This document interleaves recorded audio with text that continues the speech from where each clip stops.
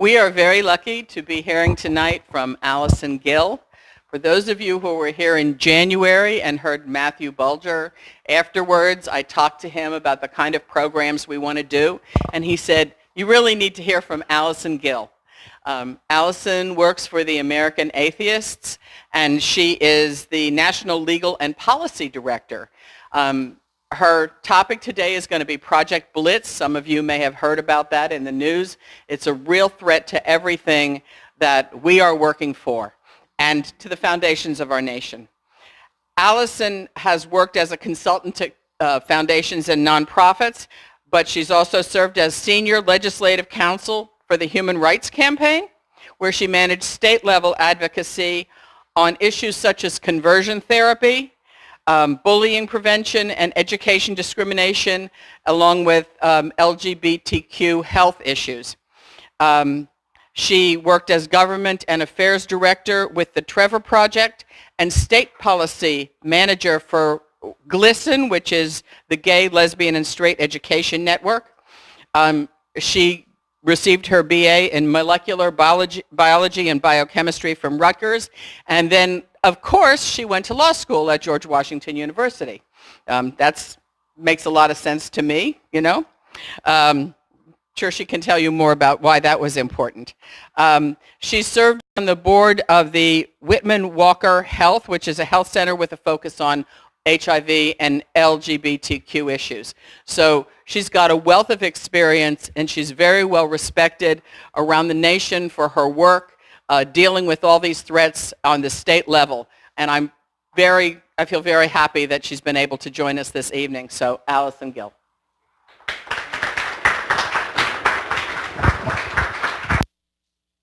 Okay. Thank you so much for inviting me to speak today. I'm very excited to meet you all.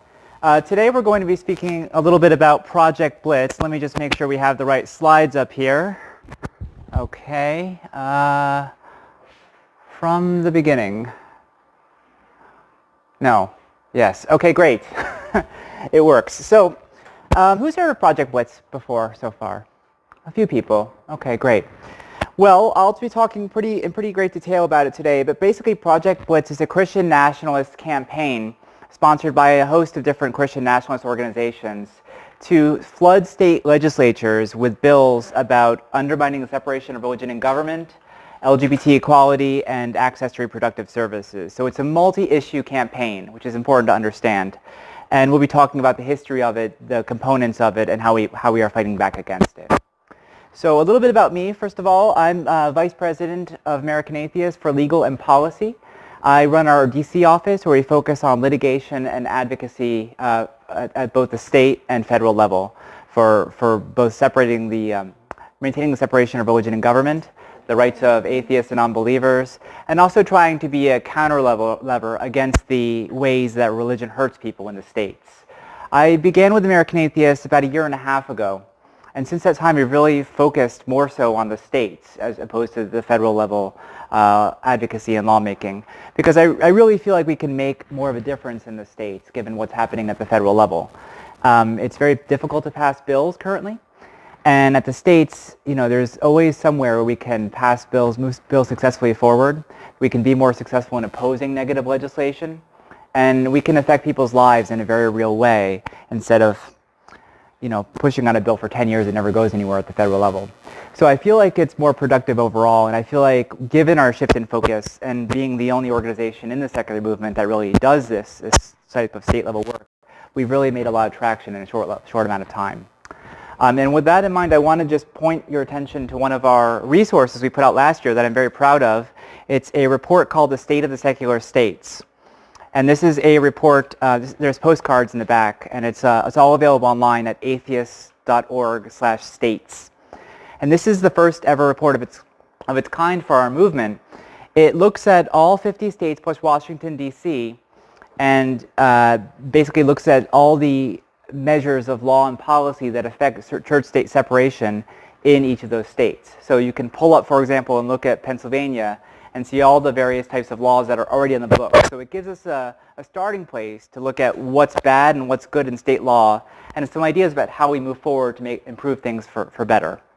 It also talks about the different types of issues that we're concerned about in the states. So every state's covered, and we're going to be putting this out annually. So we'll be putting out, I'm currently researching the one for 2019. That'll come out towards a little bit, probably towards the fall.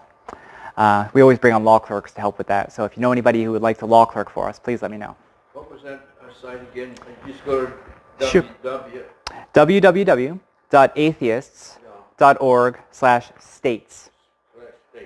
Yep, pretty straightforward. And it's also, please grab a postcard. It's right on the back. All right, so with that, let me move forward with the presentation. And let me just say actually first, I love to have conversations with groups. I don't like to lecture. I like to have an interaction. So if you have questions, I'd prefer to take them in between rather than just at the end, especially since we have some time to speak and I'm not trying to rush through it. So please don't hesitate to raise your hand. I'm happy to address points. And if it's something I'm going to be covering later, I'll just say that. And we'll postpone it in that case. But if not, I'm very happy to answer questions as we go along. Just raise your hand. And if we do that, should we pass around the mic so the questions are recorded? Is that right? Just repeat the question. Okay, sounds good. All right, so let's go through the agenda. I'm going to be first talking about the overview of Project Blitz, the history of the project and where it came from, then the components that make up Project Blitz, and finally how we are successfully opposing Project Blitz. Now, when I talk about Project Blitz and the relevant bills, there are specific bills I'm talking about that are in the Project Blitz policy and model guide, but we're also talking about other types of bills that are aligned but might have slightly different language. Some of the bills we'll be talking about today they might pre-exist Project Blitz, and they're sort of similar to the ones we'll be discussing, but it's important to understand that not all the bills are identical. And we'll go into this in a little bit more detail in a bit, but Project Blitz bills I'm using broadly to define both bills that are specifically the same language and which are slightly different but accomplish the same ends. Okay. So Project Blitz, we first learned about it, I think, broadly. We, as in not the people running it or the people it's aimed towards, the secular movement and the general public, learned about it broadly in 2018 through the reporting and work of Frederick Clarkson from the Political Research Associates Group. We had been seeing in 2018, and just less so in 2017, but definitely in 2018, was just a proliferation of different types of bills that had not been very prominent before in state legislatures. And the most notable type was the In God We Trust bills in schools, which require every school classroom to display a large poster that says, In God We Trust, the national motto, right? And I think we saw over 20 of those in the beginning of 2018, and they just sort of came out of nowhere. There was no indication why these are all coming up in different states around the country. At the same time, we were seeing an increase in the number of bills which allow for discrimination based on religious belief in foster care and adoption placement. So they allow adoption and foster care placement agencies, for example, the Catholic ones, to discriminate and not serve would-be parents, for example, who are in a same-sex marriage, or maybe that are not married, or that are transgender, or whoever else they don't like. And so we saw a number of those as well. I think there were at least 6 or 7 of them that were introduced last year.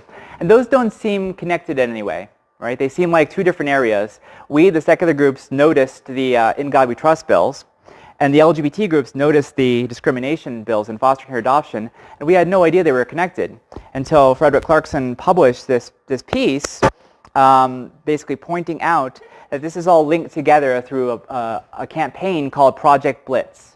And Project Blitz, this is the website, is a concerted, multi-issue legislative campaign by Christian nationalists based around and justified by the distorted concept of religious freedom. It focuses on undermining LGBT equality, undermining the separation of religion and government, and reducing access to reproductive services. And the way Frederick sort of reported on it, he compared it to the ALEC for Christian nationalism. Have you heard of ALEC before? Okay, quite a few people. So ALEC, for those who don't know, it's sort of a right-wing group that propagates state-level policies created by corporations from one state to another. So let's say one state deregulates the mining industry and corporations like that. Well, ALEC will be the one to say, that's a great idea, and bring it to other states and try to get passed all over the country, right? And this is similar to ALEC, except it's focused on the issues I just mentioned, and it's sort of sponsored by Christian Nationalists. So the goal is to take these number of bills and try to introduce them as many places as possible and propagate them in this way. Yes? What does ALEC stand for? I have no idea. I think it's Legislative Exchange Council. Yeah. great job. They're American Legislative Exchange Council, ALEC. And correct me if I'm wrong, but I think ALEC creates standardized bills that they then form out of different state legislatures. That's exactly right. Yeah, they create standardized bills, and they often draw from different states and put together the best they can, like a model based on different states. And that can be helpful in some areas. Like I've written many models over the years. It can be really great. Like we created one when I was at Glisten about anti-bullying laws. And that's really helpful for folks when they don't know what should go in an anti-bullying law. But ALEC, you know, with these groups that have specific goals, they propagate large numbers of these models and put them out over the place. And the ones for Project Blitz are especially destructive.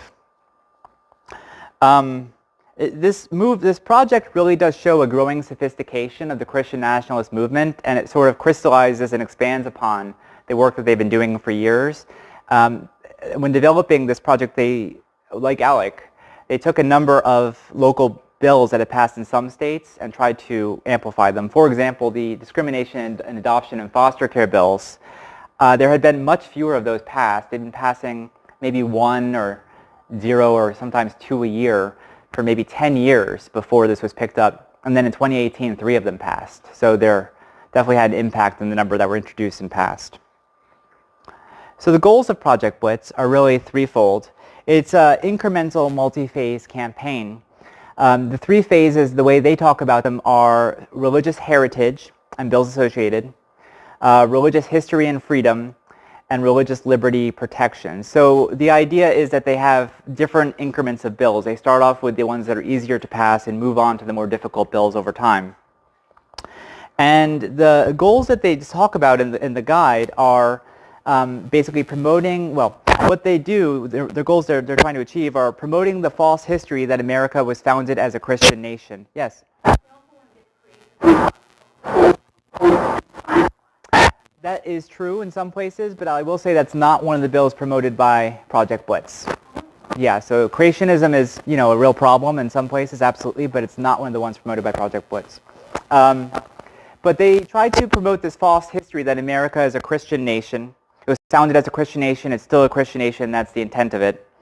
The false vision of religious liberty, where only one set of religious beliefs is enshrined in law and protected, and you can guess whose beliefs those are. They're not ours. Promote an incremental range of state policies to undermine LGBT equality, reproductive rights, and secular values. And they talk about this specifically. Their goal is to introduce these bills in such a scattered way everywhere at once to overwhelm and tire opposition by being everywhere at once. And one of the founders of this, David Barton, do people know who David Barton is? He's a yes, very much. He is a revisionist historian. And his quote is, it's kind of like whack-a-mole for the other side. It'll drive them crazy that they'll have to divide their resources out in opposing this. So that's their goal, to introduce as many bills as possible in as many states as possible so that we do not have the resources to stop them. And, you know, because they have more resources overall, it can be very effective. And lastly, the goal is to use it as a wedge issue against Democrats through something that we call faith baiting,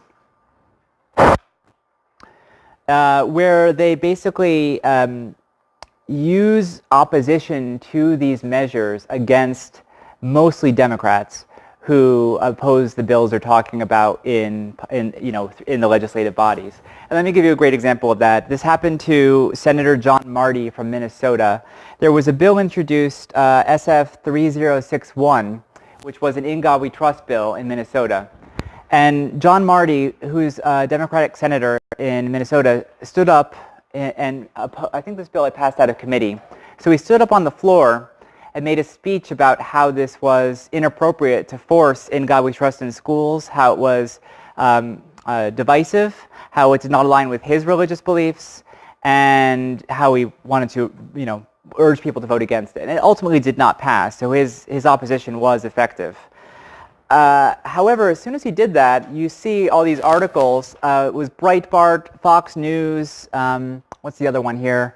is it the Federalist or Daily Caller? Anyway, a number of different articles focused on him and declared that he was anti-religious, that he is harming religious freedom, that, they basically tried to tar and feather him as being anti-religious. And as anyone has ever met John Marty, it's kind of amazing because he is, I think, the son and grandson of a pastor, the father of a pastor, and the brother of a pastor. So his entire family is extremely religious, and he's well known for that. So it was kind of amazing that they would try this, but the goal is to use people's opposition to these bills to sort of brand them in a way that they're anti-religious and use that against them electorally.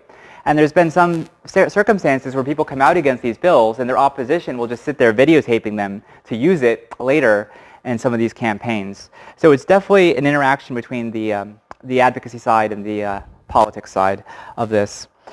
From the Project Blitz policy guide, they say specifically, if any legislator opposes this, it will be helpful to get him or her on the record against this heritage and freedom. So anybody who opposes these bills is against American heritage and religious freedom. That's how they like to frame it. So who is behind Project Blitz? Well, these are the three primary groups that are noted in the policy guide. There's Wall Builders, which is David Barton's group, the National Prayer Caucus Foundation, Congressional Prayer Caucus Foundation, and the National Legal Foundation, which is a conservative legal group. And so these are the groups that helped found and write the policy guide. And I'll talk about the components of Project Blitz in a moment, but the Prayer Caucus Foundation is, at the national level, there's a National Prayer Caucus that many different lawmakers belong to. I think it used to be more bipartisan. Over time, it's become less so. But they have a sort of nonprofit attached to it, and that's the nonprofit. So what they try to do is sort of propagate themselves at the state level, so create a prayer caucus in Pennsylvania or a prayer caucus in Arizona in order to push forward with these bills. So these are the bills. And I should mention that these groups, although they're the leaders of this, they created the model policies, they're not the same. I mean, there's lots of local groups that interact with the process once the bills are released, right? There's some coordination, but any of these family groups in the states or just lawmakers themselves can pick up the model policies and introduce them. They're not necessarily connected with any of these groups. It's a more loose affiliation. Okay, so what is Christian nationalism? I'm throwing this word around a lot. I think it's important to understand that Christian nationalism, it is a political ideology that posits a Christian right to rule. And it's a little bit distinct from dominionism. It's not quite the same. Dominionism insists that Christians are called by God to exercise dominion over every aspect of society, whereas Christian nationalism focuses more on Christian right to rule. There's a revisionist history sort of portion of it, which I mentioned a minute ago. This narrative framework that basically America was never intended to be a secular nation. It's intended to be a Christian nation. And that the separation of religion and government, they believe, is false and ahistorical. And so that is sort of the ideals that the founders of this project try to push forward as they are moving forward with these bills. And you'll see several of the bills I point to try to inculcate these perspectives.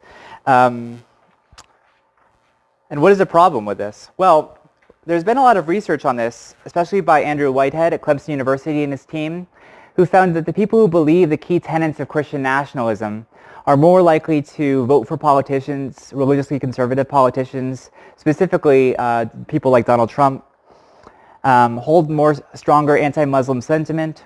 They're less likely to support separation of religion and government, for example, the Johnson Amendment, and less likely to support LGBT equality and gender equality. So there's been real research on the subject to show that when you hold these sort of false historical beliefs about the founding of the nation, it has real policy impacts and about what you will support and the type of people you will vote for. And that's one of the reasons they're really trying to get this out there by putting these symbols in schools and requiring Bible classes. And we'll talk about the different components and how they relate to Christian nationalism. But that's really the goal, is to sort of propagate these false ideas that America was founded as a Christian nation, so that young people come to believe it and are surrounded by these symbols growing up and believe these ideas and don't have any other sort of historical perspective. I think I had a couple questions. Yes? What flavor of Christians support this? Evangelicals, Catholics, and mainline Protestants? Well, I think it's more the evangelicals, the further right Christians, right? not the other groups, basically. But I will say some of the types of bills, like the discrimination in foster care and adoption, that is strongly supported by Catholics, the bishops, because they run a lot of adoption and placement charities, and they want to be able to discriminate. Any other questions? Okay. Okay, so what are the components of Project Blitz? Well, there's two primary components. First of all, there is prayer caucuses that are established in the different states. So far, there are about 33 prayer caucuses around the country that we know of. They don't update this that quickly. This is directly from their website. Last year, I think there were something like 25, so these are growing rapidly. And you'll see there's several states where you would expect to have a prayer caucus, and there's not one yet, like Utah. I expect there to be one there soon. But you see that they cover a substantial portion of the country. The ones with dots on them show that they are places that have not only have a prayer caucus in the state legislature, but they also have staff people at the prayer caucus. So they actually have some staffing which can help them draft and move forward with legislation. I'm sorry, what's that? What kind of people? Staff people. Staff people. I'm sorry. Might be speaking too quickly. Yes, staff people. So people at the legislature who are able to work on these issues and coordinate with lawmakers and help write the legislation. Is there any questions on this? What's the blue? I think the blue is states with an alliance. So maybe it's instead of a full prayer caucus, and this is it's hard for us to know exactly what these from their website, so it's hard for us to know exactly what these structures mean, but it could just be a number of lawmakers who consider themselves a prayer alliance. But the point of this really, if you just say to someone, and you're a mainstream lawmaker, I joined the prayer caucus, it doesn't sound like that is anything having to do with Christian nationalism. It sounds like something that some of the lawmakers might join to appeal to their constituency. It sounds fairly neutral if you don't, depending on your opinion of prayer. But it does not carry the sort of weight as being an organization that's meant to help undermine LGBT equality, for example. So these are fairly deceptive, and they're meant to bring in a level of bipartisan support through this framing. They don't talk about, they do not know, if you're in a prayer caucus, you don't necessarily know that it's associated with Project Blitz, right? They don't make that clear. And the issues they work on, don't necessarily all align with Project Blitz. So they can work on different types of bills or just come together and maybe engage in prayer. So they have different missions. It's not all about Project Blitz, but they are able to bring in Democrats and try to do the things they're doing in a bipartisan way through this sort of deceptive, I guess, advertising or the framing they're putting out. The second component for Project Blitz is the model policy guide. So this is the one they published in 2018 for 2018 and 2019, and they previously had one for 2017 and 2018. We think they're going to be publishing these every year. The 2017 one they just put brazenly up on their website, so we were able to get copies of it. This one required a little bit more effort to get because they stopped doing that when they saw Project Blitz was getting a lot more attention. There are 21 pieces of model legislation in this guide, which I'll talk about more in a second. Not only does it include model legislation, it includes talking points, resources, examples of places that have passed similar types of legislation, counter arguments. So they sort of anticipate what our arguments will be and talk about how to counter those. So it's very sophisticated in messaging. They also talk about how to undermine positive bills that are moving forward, like let's say, for example, a non-discrimination bill or a bill to protect young people from conversion therapy. There's language in there about how to sort of frame arguments against those things in different states. It also provides a network of technical assistance. And I want to note again that the bills that we're seeing in the states do not absolutely conform to these models. That's the nature of a model bill. They're always going to be changed based on the laws in the given state and the needs of lawmakers writing the bill. But we know that this document has been given out to all the prayer caucus members, and they claim on their website to have given that to over 1,000 state lawmakers across the country this year, and I think 750 last year. So we know they're sending this out, and it's being broadly used in different places around the country through these prayer caucuses. So what's in it? Well, there's three categories of bills, like I mentioned before. The first category is meant to seem sort of innocuous. It's more focused on what they're calling religious heritage. So that includes the display of the national motto in schools. This year there's been a number of ones about teaching the Bible as an elective class in schools. In God We Trust license plates are in there. What are some other ones?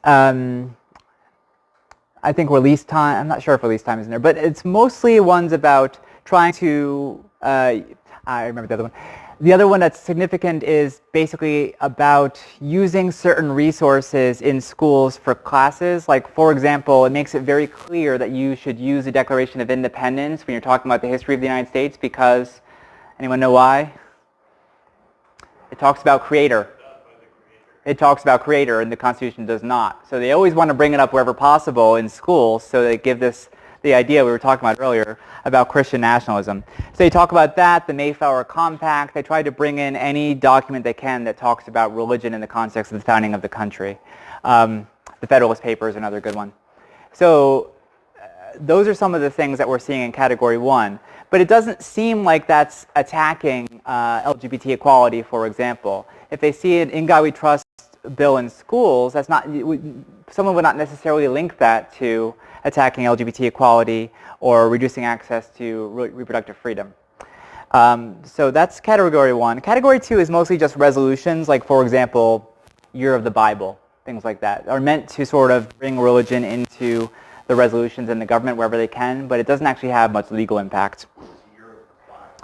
Yeah, that's something that happens in Mississippi every year is the Year of the Bible, but it's just a resolution that lawmakers pass to recognize something that they want to recognize. So a lot of states have declared Year of the Bible or like Day of the Bible or, you know, Christian Heritage Day. Things like that will come up in different states, and those are sort of captured here under Category 2. West Virginia made their official book the Bible. Yeah, that's a great example. That's a great example. It's a big nothing, really, but it's a pain in the hind. Right. My favorite bill, I think, was from Oklahoma last year, where they declared that all wildlife in this state belongs to Almighty God and that all people are just custodians over it. So it doesn't actually have much legal impact, but it's ridiculous. It's, yes? Did any other state pass the Year of the Bible resolution other than Pennsylvania? I don't have a list of those, unfortunately, at the moment. Other states did pass? Several states have passed that sort of thing in the past, absolutely.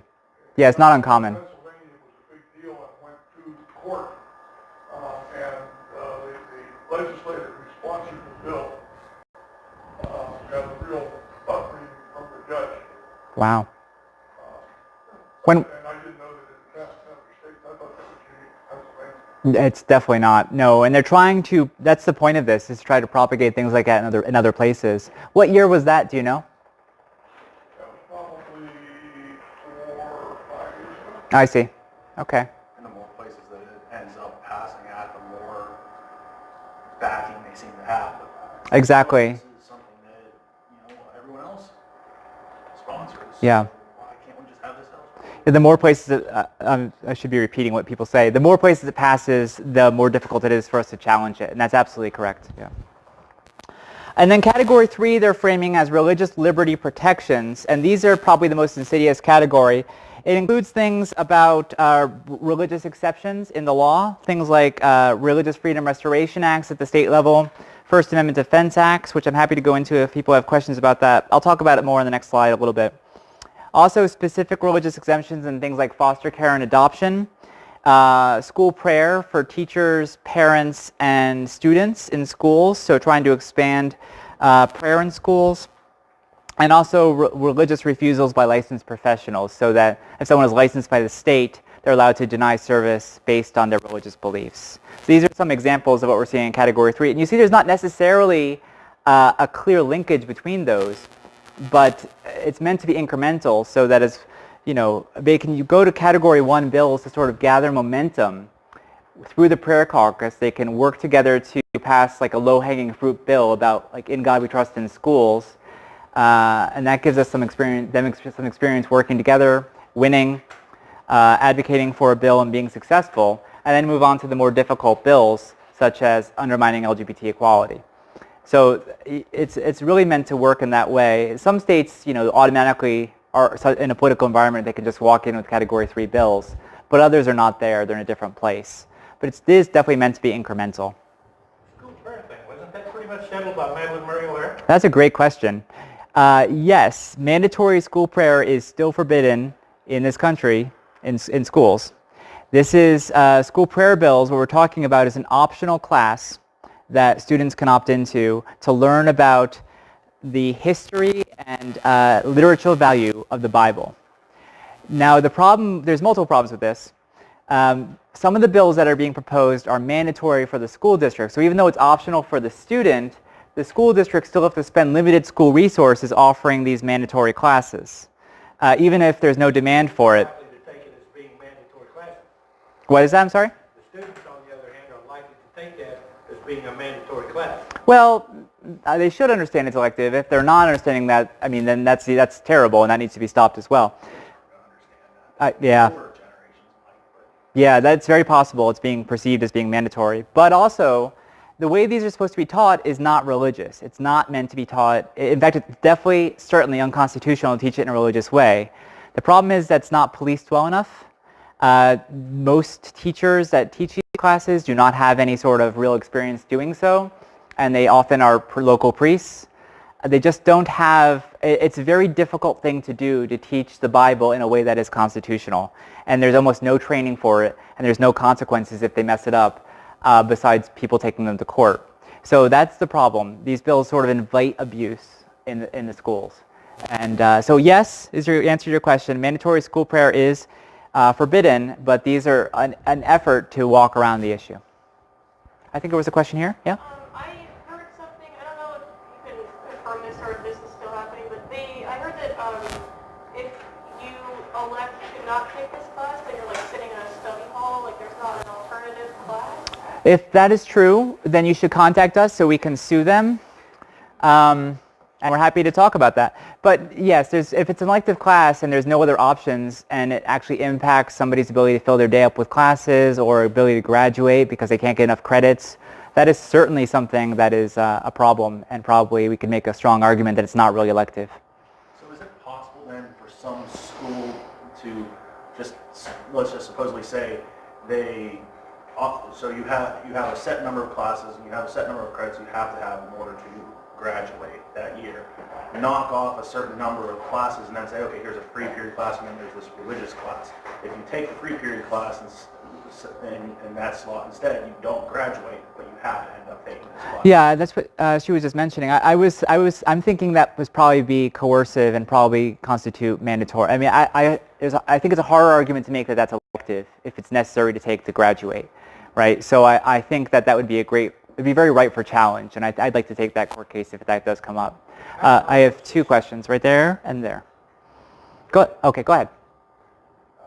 One thing we have to point out, and everybody should remember, is that when they talk about the Declaration of Independence, that was a political document. That's right. Only the troops. It had nothing to do with governance. Yeah. So it was meant just to get people stirred up. Let's revolt against King George and get them out of here. So it had nothing to do with the Constitution. You're absolutely correct. You're absolutely correct. It has no it's a historical document of great importance to our nation. It has absolutely no bearing on the governance of our country. And that is the goal, is to confuse people. That's the entire point, is to bring these non sequiturs, right, about the Mayflower Compact. Like, that has no bearing on our government of our country. And yet to bring these in and use them to show their conception that America is a Christian nation. So because if people believe that, then they're more likely to buy into these crazy policy ideas. And if they you can see that all of these bills are focused on young people, and that's for a reason. That's absolutely for a reason. They know that demographically young people are moving away from their religious beliefs. And the goals, this is one of the many efforts they're making to try to maintain their grasp on a fraying demographic. Get them while they're young. Yeah. Yes? Going back to the teaching of Bible class as an elective class, looking at this from a young student point of view, a lot of them are going to see this as, hey, this is a graded class, this is an easy A. Mm-hmm. So I'm going to go ahead and You're absolutely right. There was a recent article about this, I think in the New York Times, I believe in the New York Times, and that was what a couple students, they were quoted as saying that exact thing, which was really amazing. So this is an area, these bills got a real boost this year because President Trump actually came out in favor of these bills. And you'll see, I'm going to go through the numbers in a bit, but the number of Bible class bills doubled this year compared to last year, especially after he came out and encouraged places to pass them. But I do have some good news on that front. Yes, over there. I'm sorry, could you just repeat, please, what you meant by broad religious exemption? I understood Sure. the point that you made about kind of, adoptions, et cetera, but just generally. Sure. So there's two kinds of like broad religious exemption. There's specific religious exemptions in areas like for foster care and adoption or for licensed professionals. There's broad religious exemptions. Often they're called freedom from that's not correct. Religious Freedom Restoration Acts, or RFRAs. And there's a national level RFRA. I can go into the legal details if you'd like. It's a little bit complicated, but basically it establishes a broad religious exemption and a balancing test, whereby if the government's going to be burdening people's religious expression, it has to have a compelling reason for doing so. So that's it in a nutshell. And there's about, I think, I want to say about 20-ish states that have state-level RFRAs. So it's just like the federal level RFRA, except it's at the state level, because the federal level one does not apply to state law. And so these were mostly passed in the 90s, but they are getting more attention now because the litigators of the right wing would really like to be able to use these bills to undermine non-discrimination laws. And this is sort of what Hobby Lobby was about in some ways. The Hobby Lobby case at the Supreme Court is the expansion and the understanding of what RFRA is and what it does. Through Hobby Lobby, it was extended to apply to closely held corporations, right? And also to undermine the rules they had in place around providing contraception. And so that is the goal, is to use RFRA in an ever-widening way at the federal level, and also to pass it in more places at the state level so that they can also use it there. So that's RFRA. The other type of broad religious exception we see is something called the First Amendment Defense Act, which is based on, which doesn't make a ton of sense, but it was based off a bill that was introduced at the federal level, which basically says you cannot discriminate against a person for believing or acting on a belief that X. And then they have whatever they want the belief to be X. The belief that they usually put in there is that sexual intimacy is only appropriate between opposite sex married couples, or people should maintain their birth gender, or something like that. And then that, I mean, I can't think of a more clear example of putting your religion into the law than that, but that is exactly what it is, basically trying to prevent people from who disagree with that perspective from being discriminated against. Yeah. Yes? To what extent do Christian nationalists think of their own fight for religious liberties as that, as opposed to a stealth attempt to enshrine religious privilege? So we see a stealth attempt to enshrine Christian privilege. Yeah. I imagine there are some in the Christian Nationalist Movement who buy the idea that their leaders are just trying to protect their equal rights. I believe that 100%. I agree with you. Yes, many people. Leaders, in fact, just duplicitous theocrats who are. Yeah, I think that they actually believe the perspective that they're selling. And if we go back a little bit to the, I'm not quite sure how to go back.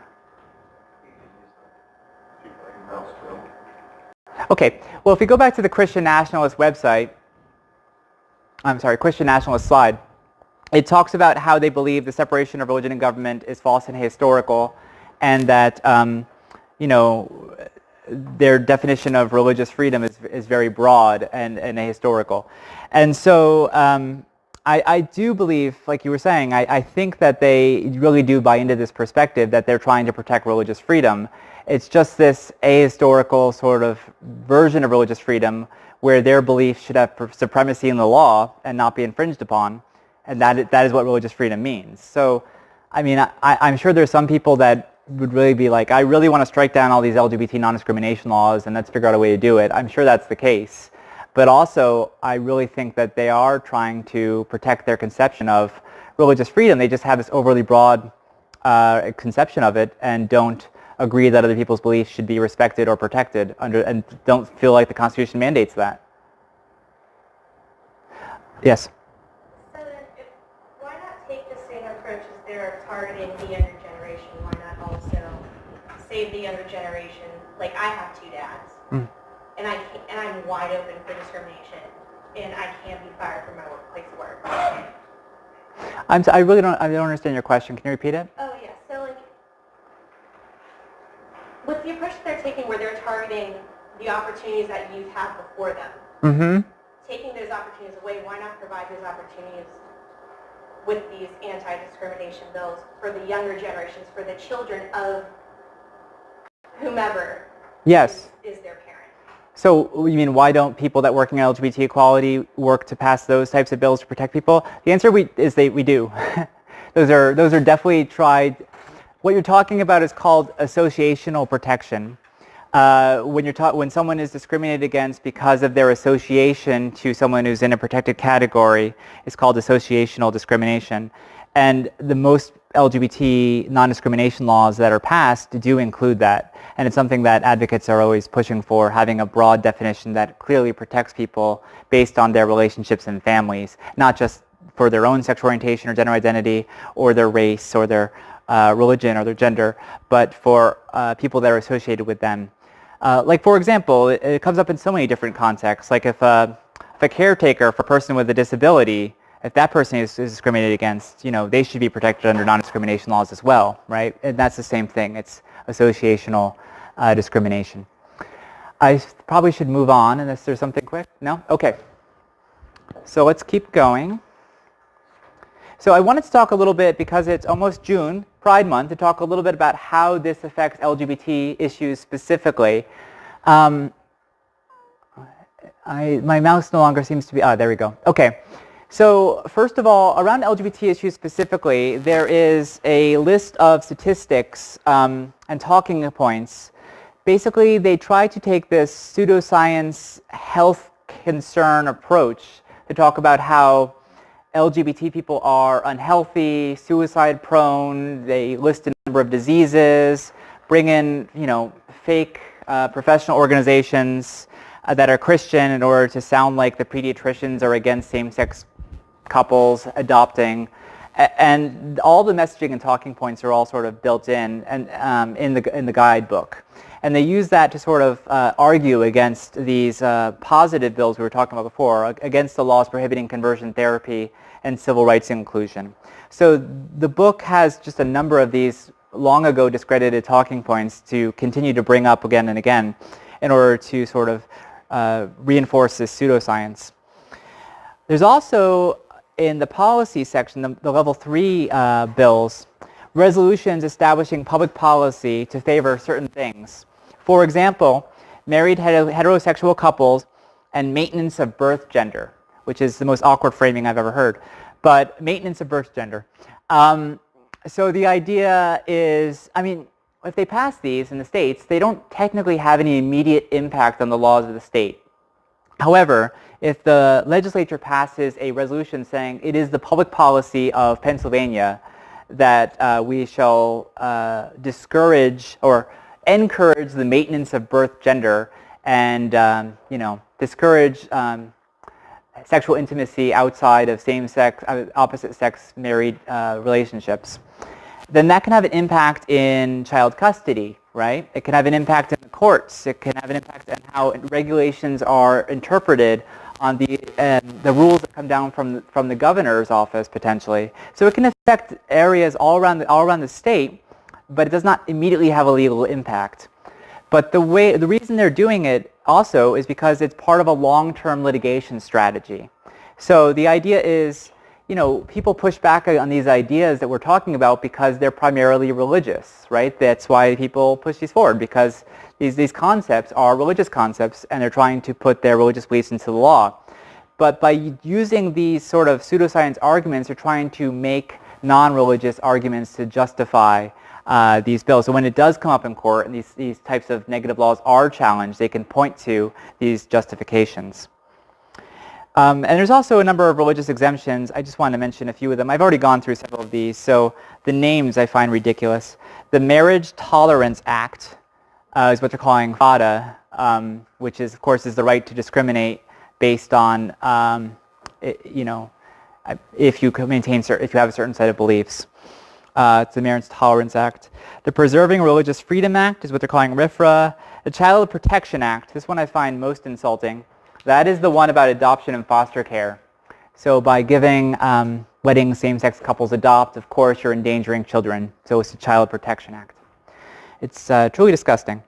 And the Licensed Professional Civil Rights Act, that's the one that allows people to, refuse to provide services based on their religious beliefs. So these are just some of the messaging that we're seeing and with how they're framing things and what they're bringing up in states. And I wanted to bring up some of the LGBT-specific things. So that's a really interesting one. The Clergy Protection Act applies not only to, it says Clergy Protection Act, and they frame it in terms of, okay, well, a minister or priest should not have to perform same-sex marriages, but that's not what it actually does. That's the way they frame it. It actually applies to all businesses. So basically anybody that provide services, no one can be compelled to provide services in a business that disagree with their religious beliefs, which would undermine all non-discrimination laws, for example. So they're just trying to say that any potential person in a position of power is a member of the clergy and their beliefs are protected. Well, they do interpret clergy to be very broad, and that is one way they go at it, but also they say specifically that this also applies to all businesses. So,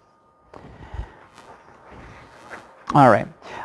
There is a bill for Project Blitz in PA. I thought I'd point to it. You can see the language here, maybe a little bit small. It's not an exact match, but it's very, very close.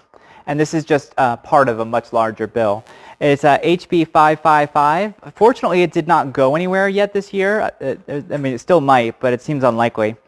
And it's called the Student Religious Liberties Act. That's what the bill is called. In the Project Blitz book, it's called the Preserving Religious Freedom in Schools Act.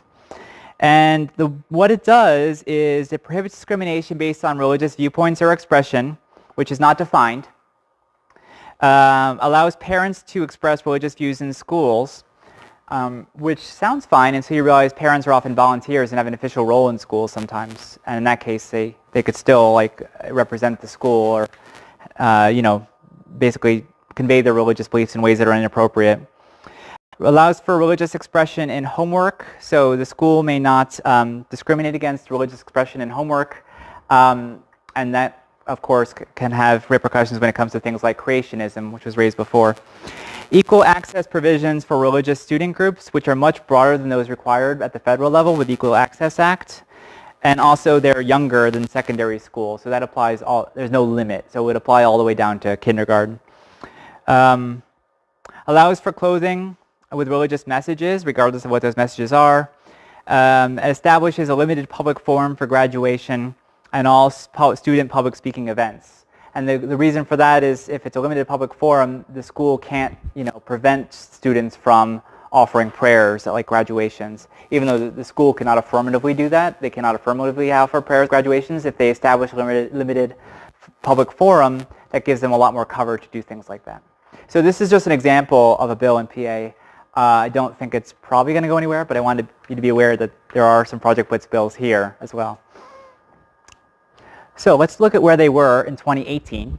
You see here there were Project Blitz bills. There were about 75 introduced all around the country in about 27 states, and you can see them all here. About a dozen passed, which is a huge passage rate. It's just enormous. Most bills, the vast majority of bills that get introduced in legislatures around the country, and there's hundreds of thousands every year, most of them do not pass or make any significant traction, especially after 1 year.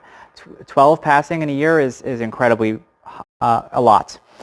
In God We Trust bills passed in Alabama, Florida, Arizona, Louisiana, and Tennessee, joining Arkansas, which had previously passed a bill. Anti-adoption bills passed in Kansas, Oklahoma, and South Carolina, bringing the total number of these bills up to 10 around the country. And some of these bills, I should note, were also introduced by Democrats, as part of these congressional congressional prayer caucuses, state prayer caucuses. So some of them were introduced in Democrats. And there was one, for example, that was brought forward in, I think it was an Ingawi Trust bill in Florida last year that was introduced by a Democrat that passed with broad support. And my favorite example of this was actually, I think, in Louisiana, where this was not exactly a Project Blitz bill, but it was related. It was a bill allowing teachers to pray with students in school as long as the students gave a waiver. And there's a ton of legal issues with that. It's not acceptable in any way, and we definitely sue over that. But it actually passed unanimously through, I think it was the House. So it passed 100% support through that body, and no one even stood up against it or testified against it. And when it got to the other chamber, the Senate side, the only reason it didn't pass is because a group of conservative advocacy groups like the Heritage Foundation and a few others stood up and formed, we're just going to get sued by, Americans United and American Atheists and ACLU, and they're just going to make a lot of money, so don't pass it like this. And that's the only reason the bill did not pass in its current form, and they amended it to do something. It was watered down to basically do nothing.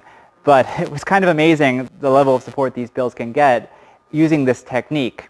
They passed, about 6 or 7 Ingawi Trust bills out of the 26 that were introduced. That is a huge rate of passage, particularly for a new type of legislation that's not been seen in many places. And we and the other secular groups just had incredible difficulty stopping these. People were not paying much attention to the issue, and they were just moving through legislatures, and we were not able to make much impact, which really led into the work that we did to stop Project Blitz and us elevating this project and trying to raise a lot of awareness around it. So let's look at the effect of Project Blitz introduction on the Ingawi Trust bills. Here's 2017, and here's what the number introduced in 2018. I think there were, I want to say 26 around the country. And these are also harmful because they give, like I mentioned, early momentum for the prayer caucuses. If you're easily able to pass these bills and they see, oh, we should move on to the next bill. We can easily do this. We can work together. No one's standing up against us. So these are the bills that were introduced in 2018 for Project Blitz. You see that most of them were Ingawi Trust bills in schools. There were also bills, a number of them to expand student and teacher religious expression in schools, a number of those. A few of the ones I spoke about earlier around Bible classes and Religious Freedom Restoration Acts and First Amendment Defense Acts. So you can see the breakdown up there. All right, so let's talk about our opposition to Project Blitz in 2019. In the latest policy model policy guide, Project Blitz emphasized 3 issues to work on in the states. One was Ingawi Trust license plates. So passing license plates that have Ingawi Trust on them. And in some states that allows you to basically, you have to pay extra for a specialty license plate, and some of that money goes to a third party, right? We actually found, working with the Secular Coalition for Arizona, that much of this money was actually being channeled to the Alliance Defending Freedom, or ADF. Has anyone heard of ADF? They are a very, very large Christian conservative, litigation group. And they're the ones who have brought many of these cases to the Supreme Court. I think they have a budget per year of well over $50 million. But they had earned over $1 million from this money being channeled through these Ingawi Trust license plates. So you can see how these systems work together. By passing these types of bills, they would enhance more money flowing to these organizations. Also, they emphasize resolutions to establish public policy favoring heterosexual married sexual relations and religious speech in public schools. They also attempted to build on their successes around Ingawi Trust bills in 2018. But none of that really happened, fortunately. The bills that they had talked about introducing, there were very, very few of them introduced. The Ingawi Trust bills for license plates, and I'm not aware of any of them that passed. And I think this has a lot to do with our growing awareness of the project and our opposition towards it. We really brought together and organized a large coalition of national organizations focused on Project Blitz to raise awareness around it, and created a whole host of resources to oppose Project Blitz. So let me talk about what's going on with the bills in 2019 so far. And these numbers might have changed a little bit because the legislative session is still going on. But you can see the states where bills were introduced in 2019, and they were about the same number as last year, about 75 of them all around the country. So about 28 states, I think. Do you have a question? Oh, sorry. And you can see the breakdown here. Noticeably, the second type, the bills to require or allow Bible classes in schools, has doubled from the previous year, 16 bills introduced around the country, as opposed to 8 in 2018. So that has increased quite a lot. And other types of bills like Religious Freedom Restoration Acts have not had a lot of success passing because the opposition has been really strong in opposing those for years. For example, the Human Rights Campaign strongly opposes Religious Freedom Restoration Acts, calls them license to discriminate bills. Has anyone heard that framing before? So those are often how those are framed. But those have been decreasing just because they are not getting much traction, honestly. And you can see this continue to increase on the In God We Trust bills in schools. Despite these bills being introduced, there were so far, I think, only about 6 passed this year. And the legislative session is basically over at this stage. There might be another few states with a couple more weeks to go, but things are basically wrapping up at this stage, compared to 12 last year. Which is an incredibly difference in 1 year. I mean, we were really successful in sort of halting this campaign. Well, not halting it, but like working against it effectively, I should say. Is there a question? Yeah. To me, I think if any school board would look at a Bible class, whether it's elective or not, and look at it and say, well, is this critical or historical as opposed to devotional, they wouldn't allow it. Yeah. Unless you're in the deep south, I mean, any school board logically would say, wait a minute. And if they did look at it historically or critically, the group pushing it wouldn't want it. Right. I think you're right that school board... They want a devotional curriculum. They do. I think you're right, and I think if school boards were thinking logically about liability, and they were truly concerned about the welfare of the schools and the liability they've faced, and yes, you're 100% right. But school boards often, you know, they're elected. They're trying to appeal to their constituents. And their constituents in some areas really, really, really want Bible classes in the schools. And I think that's why we see these. So I think logically you're correct. But they're willing to put the school district at risk for their own personal gain and their position. And that's just, I think that's pretty typical for politicians. But, yeah. I just got 2 quick ones. First, so some of these ones, like the Religious Freedom Restoration Acts, where I assume that's the one where you can, would legally be allowed to discriminate based on what your religious beliefs are about somebody else, correct? It's more complicated than that.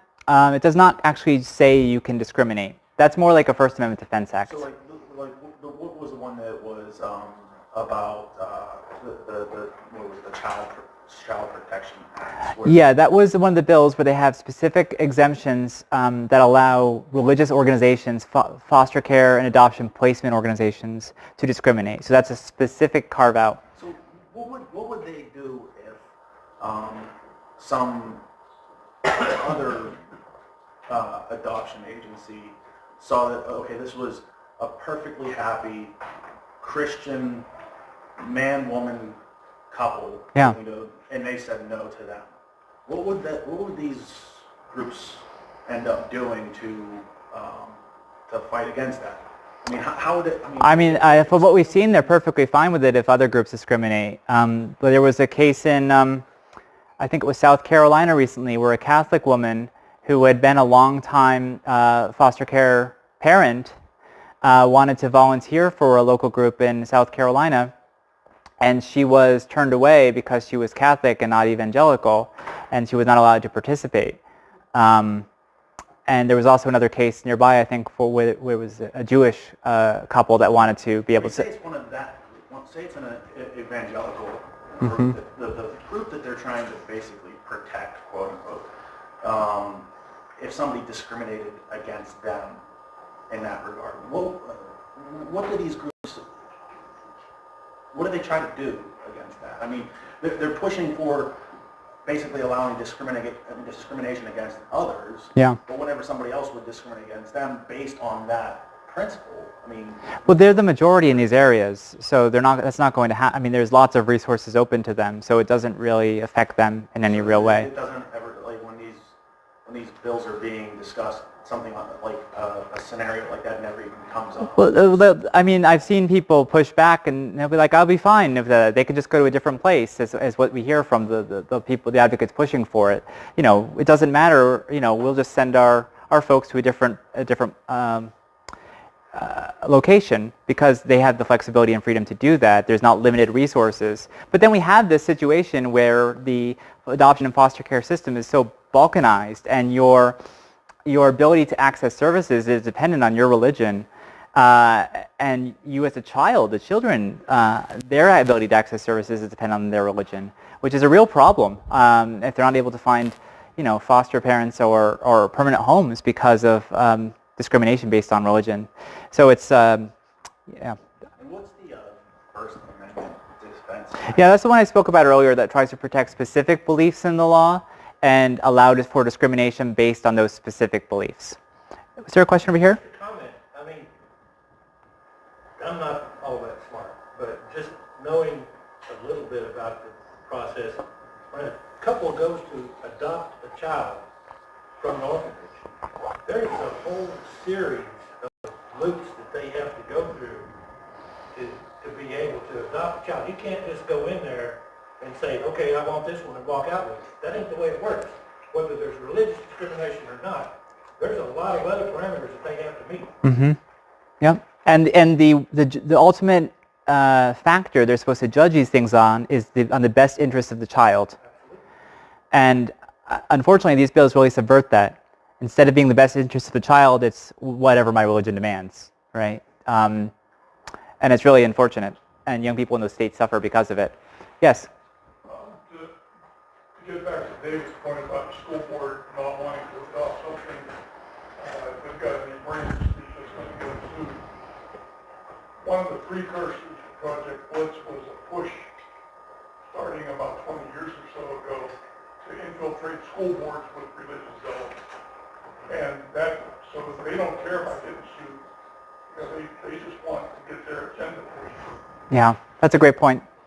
And the school boards then can act as a jumping off point for more political careers in the future. I want to keep going and get through a few more slides, and then we'll be close to being done. Just so I talk about this, our level of success and what's been happening this year. So I mentioned about 6 bills have passed. 2 of those have been in God We Trust bills in schools. So that was in South Dakota and Kentucky. And there's also one in Alabama that's likely to pass. So possibly 3 of those will pass this year, compared to 6 last year, which is very significant that the number has decreased so much.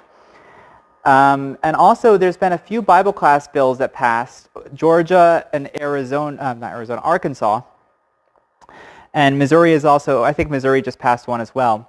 But these are not mandatory classes. They're basically bills that say school districts have the option of offering Bible classes in schools. As long as they meet these guidelines, they have to be non-devotional, they have to be educational or literature-based. And again, that's, it's very hard to maintain that. However, it's a really big deal that these are not mandatory for school districts, because frankly, school districts in any state in the country already have the ability to do that, to pass to have a class that, as long as it's non-devotional. So the bill doesn't technically do anything, which is actually, if the opposition is going to spend all that time and energy passing a bill, it's better if the bill doesn't actually do anything. But still, it's not good. We oppose these bills wherever possible, but it's important to understand that these are not the really bad versions that mandate every school district to waste their educational resources having these classes in place. And that's basically, and there was a couple odd bills, like Kentucky established a day of prayer for students, and the Texas legislature is still open. There's a few still bad bills. But efforts to oppose Project Blitz have been much more successful this year based on the work that's been done. So what did we do to get there? Well, we focused on raising awareness among lawmakers, advocates, and the public I mentioned before how this campaign is very deceptive, how it relies on people to join these prayer caucuses and to not know about Project Blitz propagating bills from state to state to state, and sort of this deceptive framing where they start off with the low-hanging fruit bills and then move on to the more dangerous bills. By raising awareness on these issues, they can see that this is all part of the same campaign. This is all part of a plan, and that the main people behind it are Christian nationalists from out of state trying to push through these bills to advance their agenda. So that becomes a lot more obvious where these bills are coming from and what the ultimate goals are. And even a lawmaker that normally wouldn't care about voting for an In God We Trust bill, if it's linked to an LGBT non-discrimination bill, they might be more likely to be concerned about that, depending, right? Or some of these other issues, like very, very broad religious exemptions or Bible classes in schools. So raising awareness has made all the difference, and that's really what we've tried to do. We've also created a host of new advocacy resources and better messaging, and they're all publicly available, and I'll show you that in a second. We built this broad coalition of organizations from different movements. I mentioned this is a multi-movement campaign. It affects separation of religion and government.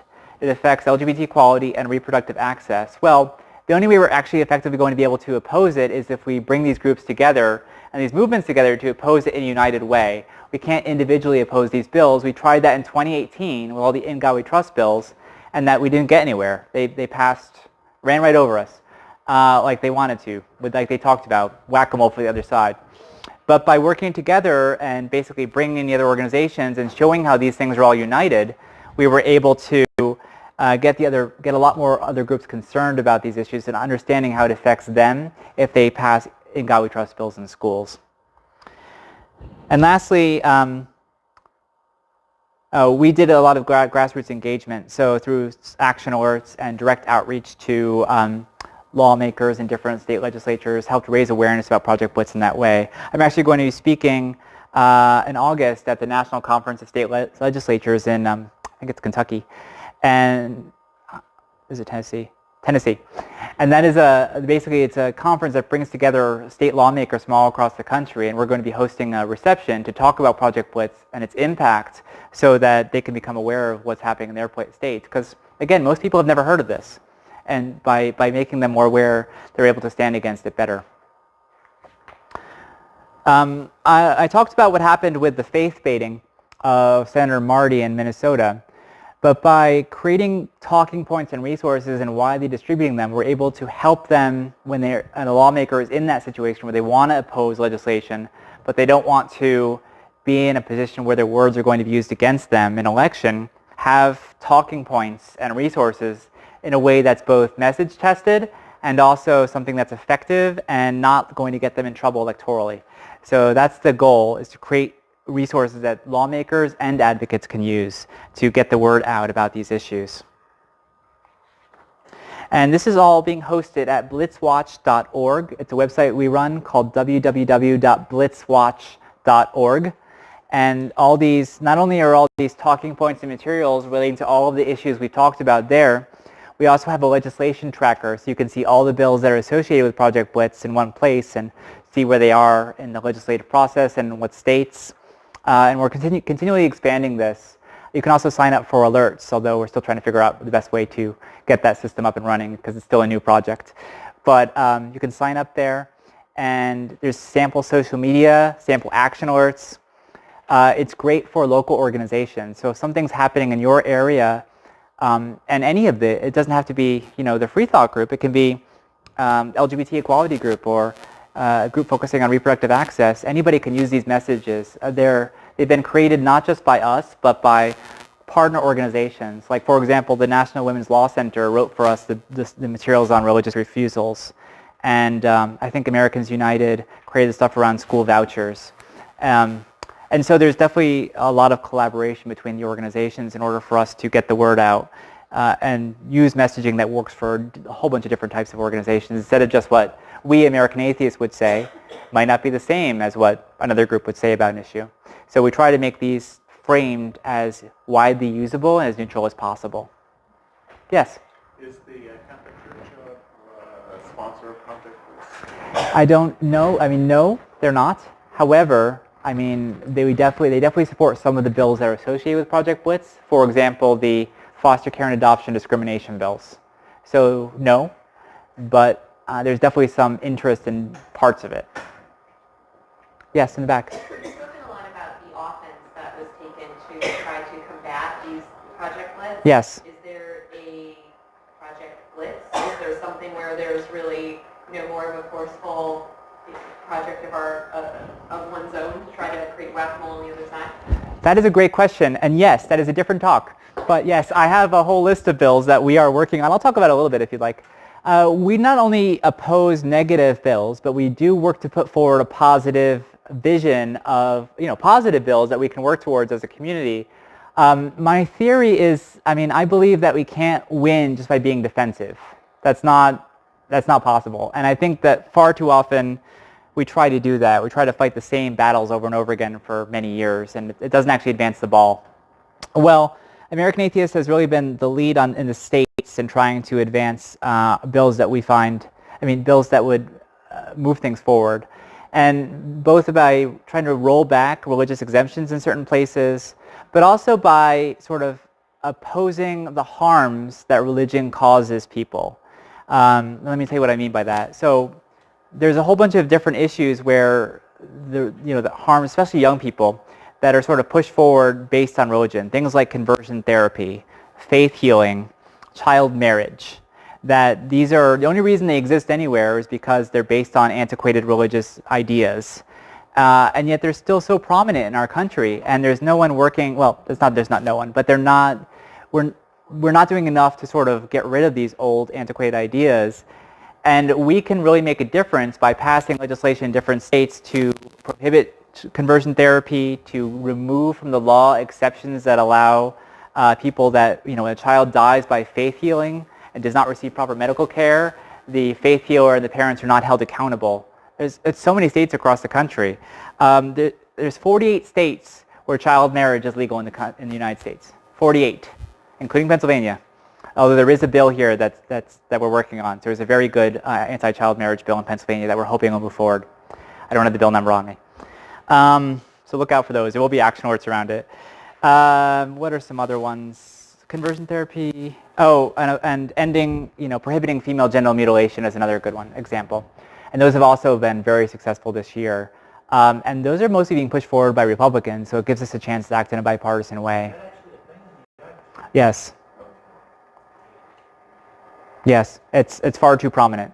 And I don't have the stats on me because it's a different talk. It's hard to say. I think it's mostly immigrant groups. Yeah.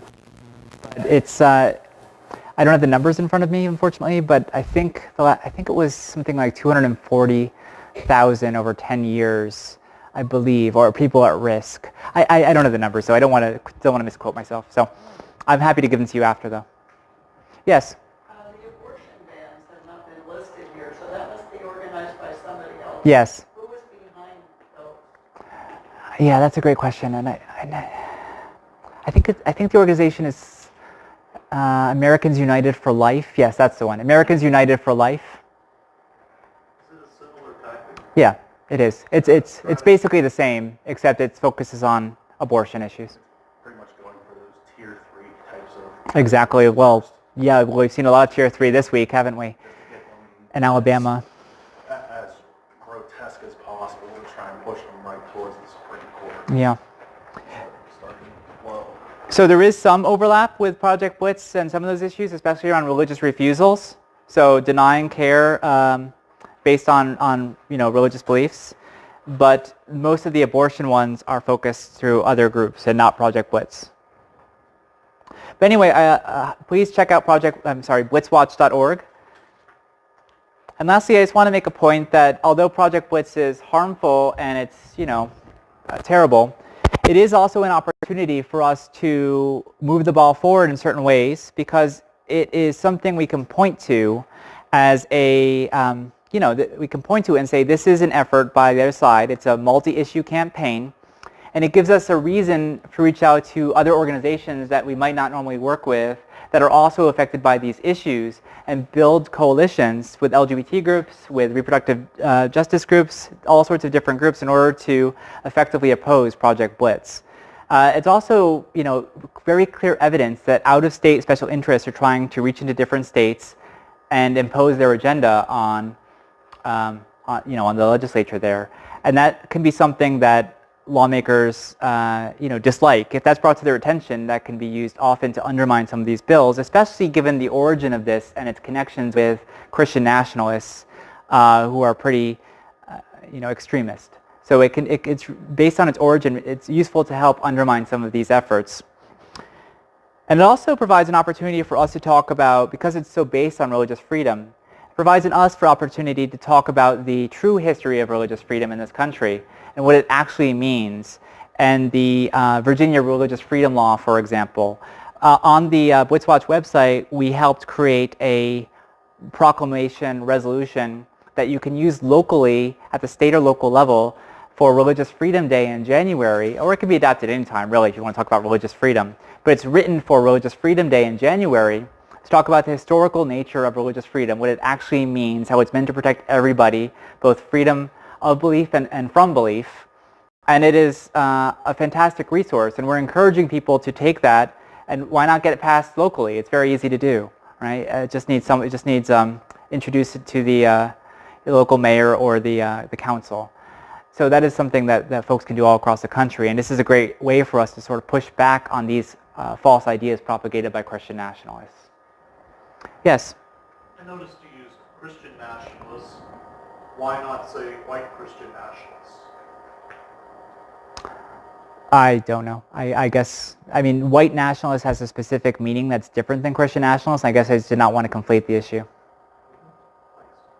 Yes? Well, couldn't Project Blitz say that we're doing the same thing, or sometimes state group trying to enforce our views in their schools? Like what happened to the Freedom from Religion Foundation when they intervened in times like this? I thought they were engaging in a crime for trying to tell our school districts what they can and cannot do. Sure.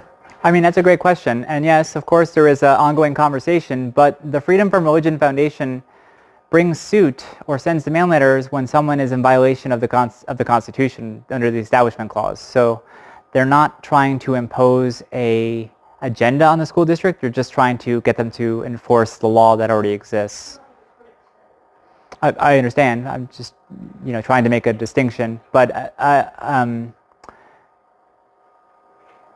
there's no, these are new positive pieces of legislation, so there's not really an argument that they have to, that school districts must pass these or enforce these laws, if that makes sense. So it's kind of a different argument. But of course, they're always going to have that argument. I was in Missouri recently because there was a bill introduced there that would have made it, if a person brings a challenge in the state about church-state separation or the Establishment Clause, they would not be able to be anonymous. They would have to be named. And if anyone knows the history of bringing those sorts of bills in this country, it often results in public harassment and worse. I think we identified 15 or so cases where the person who brought the case's pets were strangled. Madeline Mary O'Hare herself, her house was burned down when she brought the case in Texas. So these things happen all across the country, and the idea was basically the other side would use public harassment to prevent people from bringing cases to enforce their constitutional rights. And I sort of lost my train of thought there. I guess I was just pointing to the difference between the Establishment Clause and what we're trying to accomplish. So fortunately, that bill did not pass. I went down there to oppose it a couple weeks ago. Yes? So, in regards to the bills that are being brought forth by them for, like the In God We Trust in schools and the Bible classes and stuff. So it's, I guess maybe I could start with the In God We Trust ones. Yeah. It's not really specifically, as far as I know, it's not really specific. Try that again. Specifying the Christian God. It's just saying God. what's this, let's say that passes in a school district, what's to stop them from somebody saying, you know what, I'm Muslim, and I'm a principal at this school, I'm going to put in Allah we trust. Yeah. It's just saying God, it's not specifically saying Yahweh or Jehovah or something Yeah, like but that. it's pretty much taken for granted that they're talking about. Oh, I know what they're saying, but if they were to pass that, and somebody did that, Well, the law is specific about what language has to be on there. I mean, so I guess that's the answer to your question. so if they put There's Allah no, we trust, but then they put like a Quran underneath it or something like that. I mean, some of them would allow, based on the language, some would allow that and some would not. However, you know, there's also no enforcement for this. Like, no one can sue the school district if they don't do it. There's no enforcement mechanism. But so many schools would want to go along with it. And then what they do is they pass this bill, and then there's like a foundation or a group of volunteers in the state who will just start making the posters and sending them to every school district so that they have no excuse not to put them up. And that way they can put up their own sort of individual poster. So that's been happened all over Arkansas, for example. And so it really does depend on the law, how specific they are. Sometimes there's some flexibility about what language has to be there, and sometimes there's not. Yes? A couple of years ago, we had the similar effort with the city councils and town councils to have signs that say God we trust displayed. Now, I think that has been largely defeated, but I'm not sure. It only took one letter, one email to another town council to say, oh yes, we agree with our. Yeah. Well, this is the problem, is that In God We Trust is the national motto. And it is very difficult to challenge in the courts. And there's been a few really bad decisions that makes it even harder to challenge in the courts. So it is not uncommon for city governments and town councils to have that in their. That is correct. Yeah. And also on police cars sometimes. So yeah, it's in different places. I think there's a different, perhaps an argument to be made in schools that it's more coercive because students, you know, they're younger, they don't have a choice but to be there. But it's still really challenging. And so it's better to stop the bill from passing in the first place and trying to go to court to fix it. Yes? On a positive note, in today's paper, they had an article that Maine had passed a ban on minor conversion therapy. Yes, really. That's amazing. That's great. We submitted testimony in favor of that and tried to get people to go testify. I believe they're also considering a bill we're supporting about, this is another example of a positive bill, removing religious exemptions from vaccination laws, which is a big issue right now. And we've submitted a number of testimony and had people go testify over the country in different, like Washington State, for example, to get them to remove religious exemptions, which puts people's lives at risk. Why would religious exemption law for vaccine? As far as I know, no religion opposes vaccinations. Why are there religious exemptions? Some religions do oppose vaccinations. Yeah, Christian Scientists, for example. Quaker. Yeah, there are definitely some. And some people just have individual, I guess, personal convictions, I would say. Because they think vaccinations can cause autism. Yeah. How about religious? Great question. Great question. Because it gets them out of doing it? Any other questions? Possibly Alison will stay after for just a couple of minutes. I'd be happy to. And take some other questions. That'd be great. I'd just like to make a remark. You know, you may be aware that last month's speaker was Dan Barker, the president of FFRF. And after Dan's presentation, he's known for being a great speaker, and he was. And some of us said, what are we going to do next month to keep momentum going? And we obviously needn't have worried about that whatsoever. We've got a compelling speaker here. We thank you for your presentation. Thank you. And we're going to ask for some more. The questions that come out of this audience always fascinate me. The insight and the interest that people have in these subjects and the passion that you have. You know, you're welcome to come and hear Dan Barker and hear Alison and come back next month and hear the next speaker. It's free, but I want to ask more. Support American Atheists doing. Anybody know who the local affiliate of American Atheists is? Anybody? Liz, who is it? We are. We are the Pittsburgh Freethought Community, as well as a local affiliate of the American Humanists, and we partner with FFRF and CFI and all the other groups. So come out, join us, be part of our community. Let's push back against this Christian nationalism, and let's support American Atheists. Thank you so much. Thank you. Thank you.